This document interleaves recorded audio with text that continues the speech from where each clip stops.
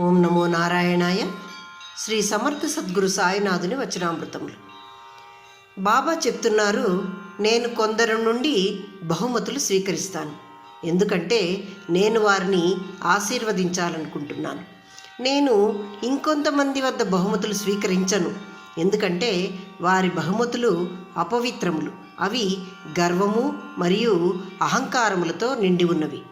నేను ఇంకా కొంతమంది నుండి బహుమతులు అడిగి తీసుకుంటాను, ఎందుకంటే నేను వారికి వారి బానిసత్వము మరియు బంధాల నుండి విడిపించాలని వారి పట్ల తల వంచుకొని ఉన్నాను. ఇంకొంతమంది నాకు నాణేలను అనగా దక్షిణ ఇస్తానని వాగ్దానం చేసి మరిచిపోతారు, వారి వద్ద వసూలు చేస్తాను. నేను ఈ ఆట నాకు చాలా ఇష్టం, నేను ఈ ఆటను ఆడుట యందు ఆనందించెదను అంటున్నారు బాబా. ఇక్కడ 134వ సూత్రము. జీవితంలోని ప్రతి సమస్యకు నిజమైన పరిష్కారం ఏమిటి అంటే, మొదట మనం ఆ సమస్యను అంగీకరించడం మరియు ఆ సమస్యను పరిష్కరించుకొనుటకు దానిపై చిత్తశుద్ధితో పనిచేయడం.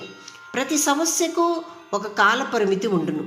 నిరాశ నిస్పృహ చెందక, అడ్డమార్గాలు యోచించక, సమస్యను తప్పించుకునే వైఖరి మాని మనకున్న సమయ వ్యవధిలో ఆ సమస్య పట్ల శ్రద్ధగా పనిచేయాలి, ఓర్పుతో వ్యవహరించాలి.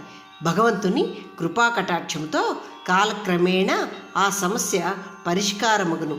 భగవంతునికి శరణాగతి పొంది మనం చేయవలసిన కర్తవ్యం చేస్తూ పోవాలి. ఇదియే నిజమైన జీవిత గమనము అంటున్నారు బాబా. 135వ సూత్రము. కర్మ సిద్ధాంతం ఒక వింతైన దాని సొంత మార్గంలో ఉంటుంది.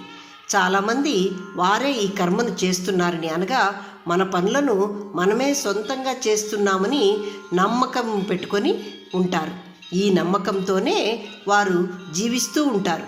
మరికొంతమంది వారితో సంబంధం లేకుండానే పనులు జరిగిపోతూ ఉన్నాయని మరియు ఆ పనులు పెద్ద కార్యములందు భాగమని భావించెదరు.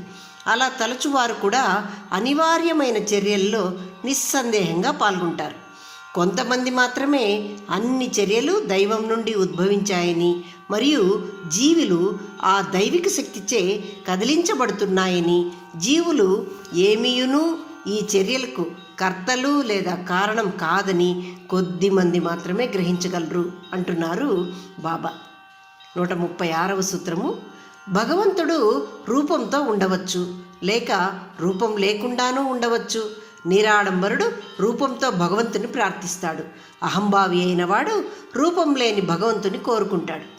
మొదటివాడికి అనగా నిరాడంబరుడు రూపంతో కొలుస్తాడు కదా, ఒక రూపంతో భగవంతుని ప్రార్థించేవాడితో భగవంతుడు సంభాషించగలుగుతాడట.